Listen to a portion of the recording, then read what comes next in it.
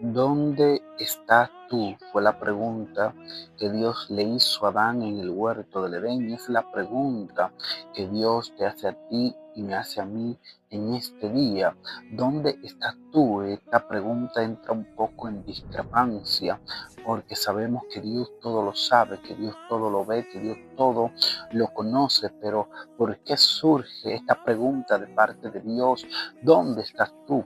Esta no es una pregunta para obtener información, sino que es un llamado a la reflexión y al arrepentimiento. Dios quiere saber dónde estamos parados, qué estamos haciendo, qué nos está pasando, porque Dios llegó al huerto del Edén y cuando llegó no encontró a Adán donde él lo había dejado, porque dice la palabra en el libro de Génesis capítulo 8 que Adán se le había escondido a Dios cuando había pecado. O sea, Dios me llama mucho la atención porque Dios llega, estoy en el libro de Génesis, en el capítulo 3.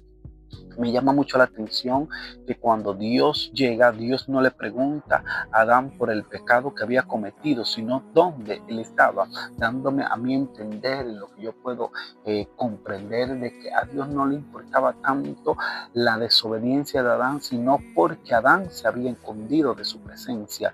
Dios sabía que él tenía la capacidad, que él tenía el segundo plan de mandar a Cristo para restaurar al hombre, pero a Dios le importaba el que nosotros no nos escondiéramos de su presencia, porque muchas veces nosotros huimos de la presencia de Dios, nosotros evitamos muchas veces el entrar en oración, nosotros evitamos muchas veces el ir a una iglesia, nos evitamos simplemente porque no queremos tener ese punto de contacto con Dios, porque cuando entramos en ese contacto con Dios es donde Dios nos pregunta, ¿dónde estás tú? Y ese dónde estás tú nos hace a nosotros entrar en ese arrepentimiento, en ese momento de reflexión donde nosotros decimos yo estoy mal, donde nosotros decimos yo necesito un cambio porque me he estado alejado de la presencia de Dios.